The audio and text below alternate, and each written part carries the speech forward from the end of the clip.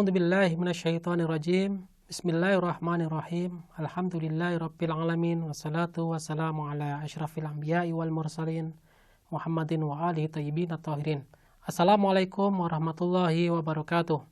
Saudara sekalian yang dimuliakan Allah Subhanahu wa taala, alhamdulillah kita kembali melanjutkan pembahasan kita di mana kita masih dalam kesempatan ini kita masih melanjutkan pembahasan berkenaan dengan hal-hal yang dapat mensucikan sesuatu yang terkena najis.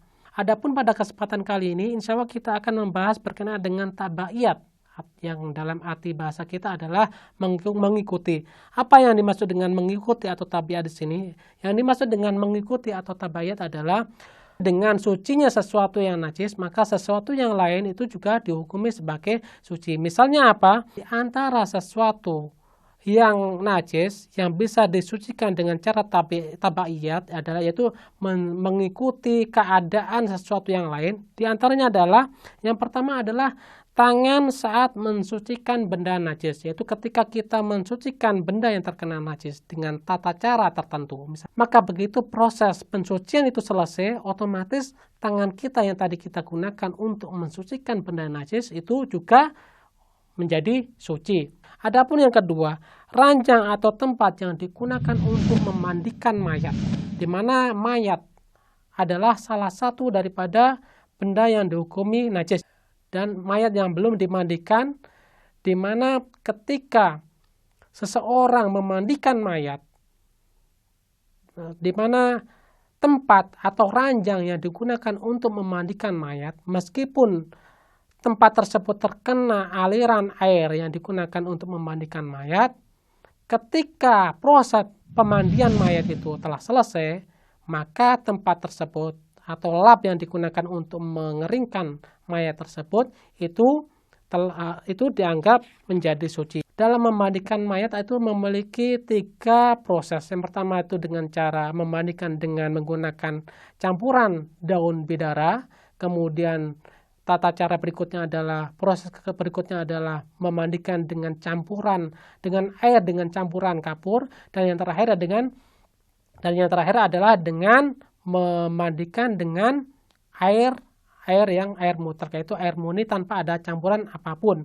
Ketika mayat secara sempurna telah dimandikan dengan 3 proses tersebut, maka mayat itu dihukumi sebagai mayat yang suci. Dan begitu selesai proses pemandian mayat, tempatnya, ranjangnya, dan segala yang berhubungan dengan mayat tadi itu otomatis menjadi suci.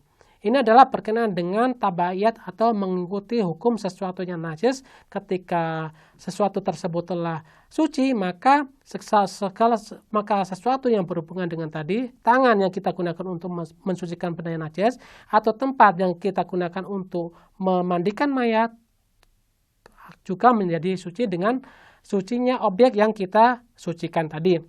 Adapun pembahasan berikutnya adalah berkenaan dengan hilangnya benda najis atau ainun najasa.